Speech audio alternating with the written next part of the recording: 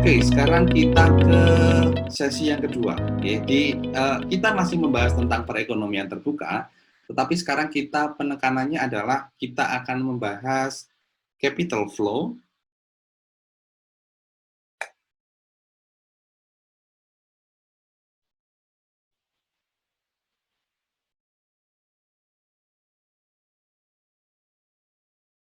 dan trade balance.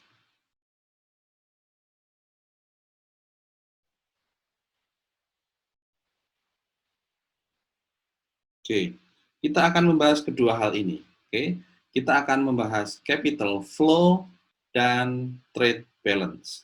Oke, saya kembali lagi ke persamaan awal kita, gitu ya. Di perekonomian terbuka kita mempunyai persamaan bahwa Y ini sama dengan C ditambah dengan I ditambah dengan G ditambah dengan NX, gitu ya, net export. Oke, persamaan ini bisa kita tulis, gitu ya, sebagai bahwa Y dikurangi C dikurangi I dikurangi dengan G itu sama dengan NX. Oke, kemudian kita bisa tulis lagi bahwa Y dikurangi dengan C dikurangi dengan G dikurangi dengan I ini sama dengan NX, gitu ya. Saya hanya memindahkan I, gitu ya. Nah, kita tahu apa itu Y dikurangi C dikurangi dengan G. Ini adalah national saving. Oke, gitu ya. Ingat, ini adalah national saving. Oke.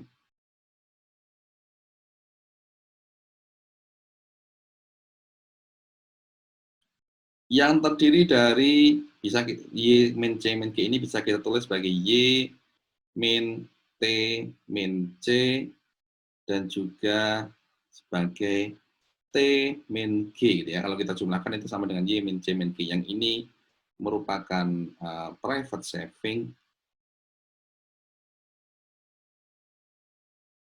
dan ini merupakan public saving. Oke, kita kembali ke atas lagi. Dikurangi dengan I sama dengan NX. Oke. Nah, inilah persamaan yang kita harus paham di dalam pembahasan tentang perekonomian terbuka. Oke. National saving dikurangi dengan investment, ini sama dengan net export. Oke, kita bahas satu persatu. Oke. Saving dikurangi dengan investment, oke, ini merupakan net capital outflow.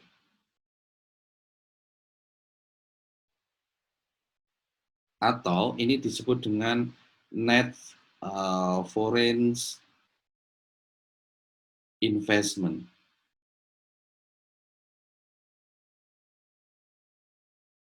Ini sebenarnya apa? Ini menunjukkan adanya arus modal antar negara, gitu ya, atau dana lah. Oke.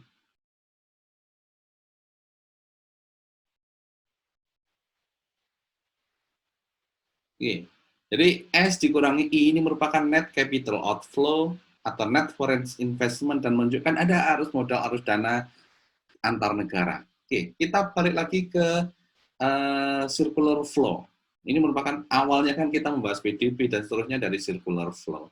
Di circular flow, saving yang dilakukan oleh rumah tangga itu akan digunakan oleh perusahaan untuk investment, okay, untuk membeli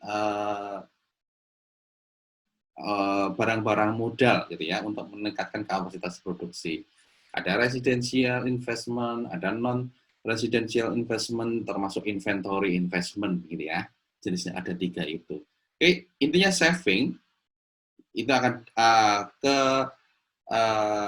lembaga keuangan itu akan digunakan oleh perusahaan, dia akan meminjam saving itu kemudian untuk menggunakannya untuk investment. Nah, saat S tidak sama dengan I, gitu ya.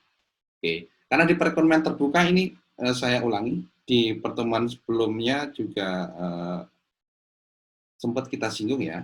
Kalau perekonomian tertutup, gitu ya, Kalau close ekonomi, perekonomian tertutup,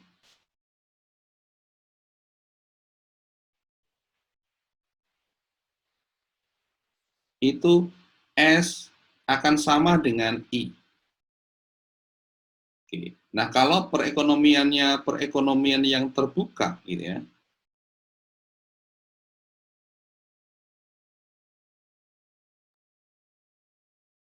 S tidak sama dengan I. Oke, tapi S dikurangi dengan I, ini sama dengan net export, ya, yang di awal tadi kita bahas.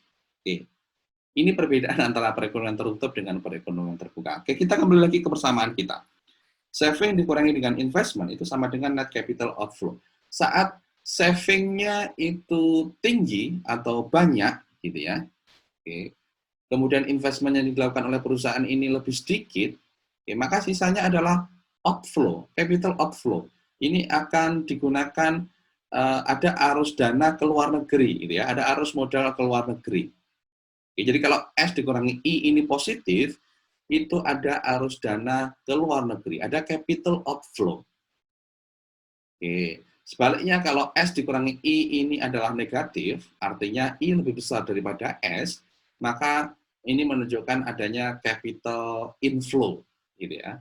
Ada capital inflow, artinya ada arus dana yang masuk ke kita, gitu ya. Tapi intinya S dikurangi I ini menunjukkan arus modal atau arus dana antar negara. Oke. Kemudian satu lagi, oke, kita mempunyai NX. Apa itu NX?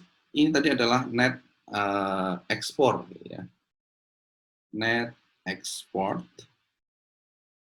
yang kita sebut sebagai trade balance.